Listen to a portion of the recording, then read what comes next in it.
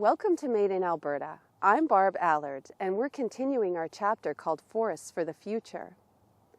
Russell Willier, a keeper of Woodland Cree traditional life skills, and Robert Yagodzinski, an ecologist and computer programmer, recently spent time together in the forest near Russell's trapline. They agree that we Albertans must do a better job of identifying and protecting critical wildlife habitat, or we could lose more than we bargained for. Russell is concerned that they are now clear-cut logging in the old-growth poplar stands, where he knows that moose like to have their calves. It's a lot easier for them. They do markings on poplars. They mark the trees with their teeth. They know where they leave their babies. The tall canopy and sparse underbrush seem to offer protection from predators at this vulnerable stage. Most of the time it's very clear for them, and they could see a long ways, like they could see in. They could see wolves. And having tall poplars like that, the eagles won't bother them. And a lot of times they'll exercise them in there before they take them to the thicker bush. In his work with computer models, Rob seeks to find viable trade-offs between economic and ecological objectives. Instead of putting everything in such reductionist terms as like, what is the value of this area in terms of timber?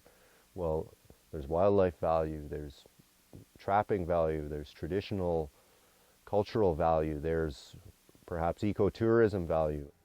If we could put these values in monetary terms, we might then make some areas more expensive to cut.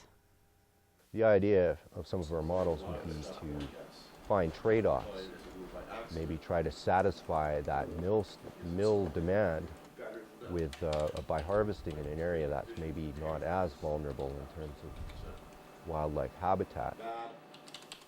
So we have to take a good look and say, hey, maybe we have to save some of these big trees for the calf and for the moose.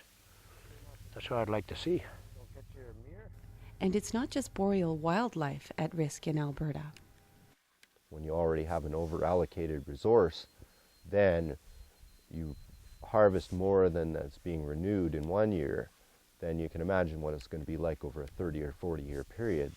Sooner or later, you are going to run out of stock for your mill, and then you have to look at some very hard decisions. We're hoping that those decisions can be made today rather than at some point in the future. The boreal forest provides many ecological benefits, such as tourism opportunities, wildlife habitat, food, clean air, and much more. Coming up in Forests for the Future, we'll learn more about the surprising economic potential of leaving the forest intact. This episode was sponsored by Carvin & Films. They have produced over 100 spectacular North American wildlife films, now available on VHS and DVD. To learn more, visit www.carvinandfilms.com or phone 780-467-7167.